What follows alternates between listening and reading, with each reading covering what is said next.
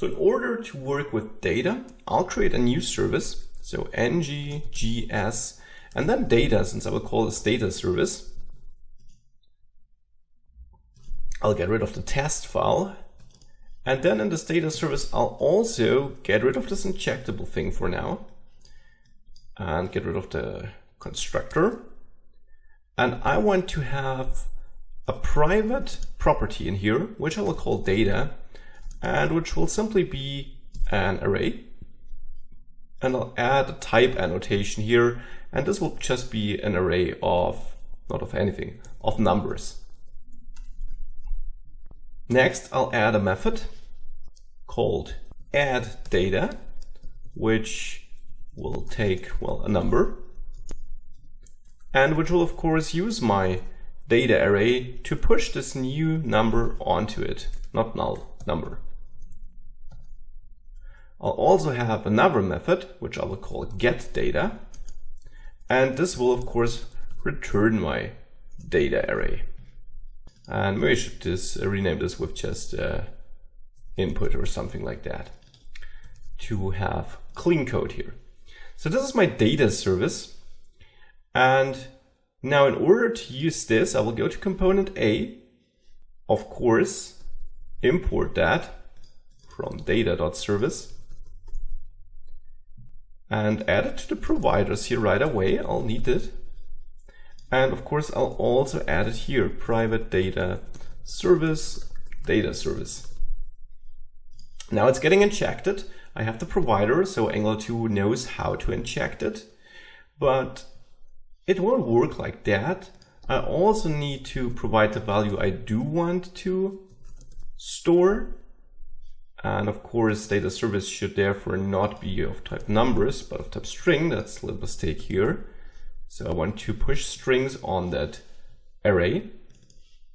So I'm passing this here. I'll create the onStore method. And here I will access my data service, then the addData method, and the value which gets passed into this onStore method here will be pushed on that array or to the service. Next, I will hook up this refresh storage button, which should give me my data. So I will implement this onGet method. And for this to work, what I will do is I'll create a new property here, items, which should be just a string array. And I'll set it to be an empty array at the beginning. And then onGet, I'll set this items equal to this data service getData. And with that, I can go up to my unordered list I set up here and just use ng4 to loop through my items, like you learned it before in the directives module.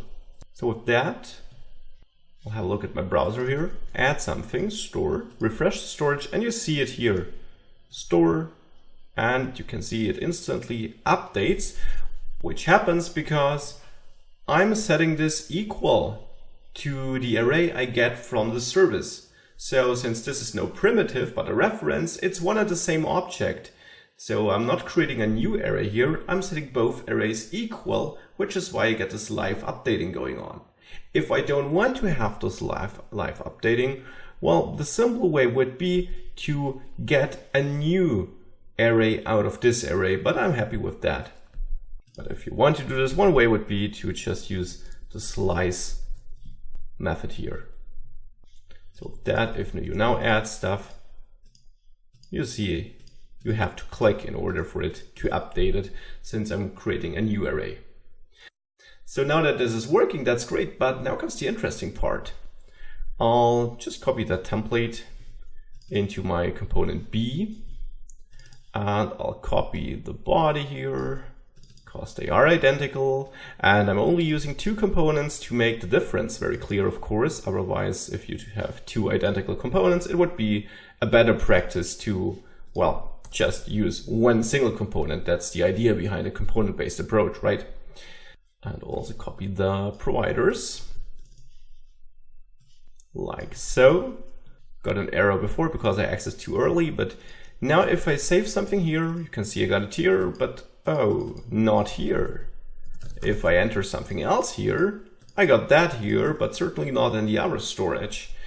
And that, of course, is because I have two different instances of that service. I have my providers here in the component B component and in the component A component. So two different providers, therefore two different instances, two different arrays, two different data sources, not what I want in this case.